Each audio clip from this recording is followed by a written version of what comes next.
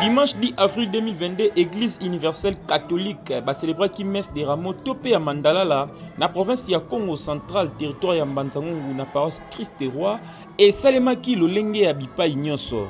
Litangi ya yambo ezalaki na Esaïe 54 kino na 7, yami balé na Ephésiens 2, 6 à 11.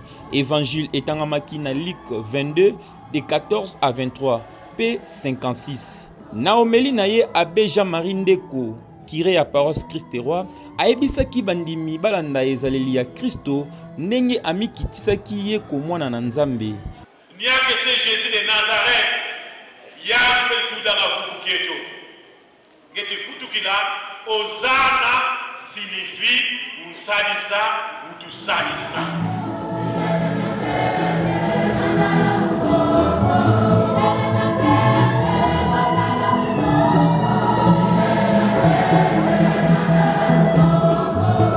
Messe ezalaki kaka moko eyembamaki na chorale des jeunes de Christ Roi Kogène na Mokuse, bandeko basepelaki vraiment elekaki malamu.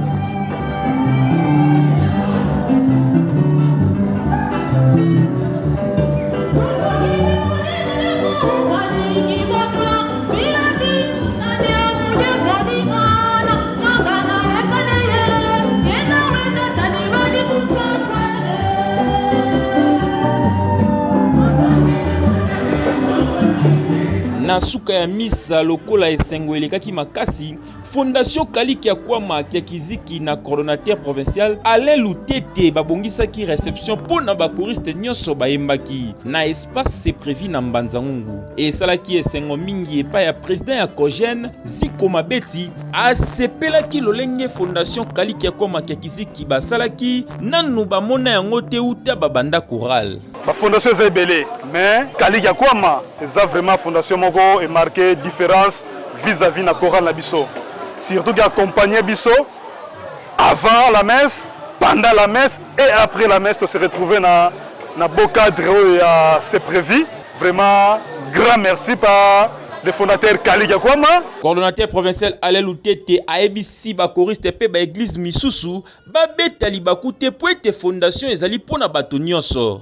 Ba oyo ba yebi fondation Kaliki ya Kwama, ba yeba que la fondation est ouverte à n'importe quelle organisation, à n'importe quelle personne. Na occasion oyo ya messe ya Mandalala, na kotala ndenge chorale des jeunes de l'église Christ Roi se comportaka, Fondation Kaliki ya Kwama kia Kiziki ba signé partenariat na Kogène pour ete batambola elongo. L'occasion était donnée afin que partenariat entre la chorale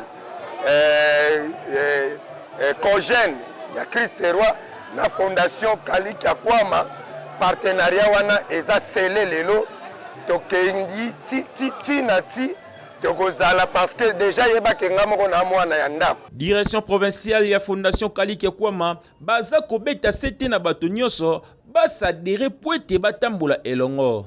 Tozali na posa ya batu baya pene na biso, mais alors que batu pe o baza libanda baza na posa il y a peut-être lisungi na biso. Voilà justement pourquoi on a lancé appel na batu oyo nyonso balingi kwadere Fondation Kaliki ya Kwama baya ba porte ezali ya kofungwama. Motema malamu babota makana yango oyo nyonso Fondation Kaliki ya Kwama zosala na kati ya province ya Congo central ezomonana matondo mingi.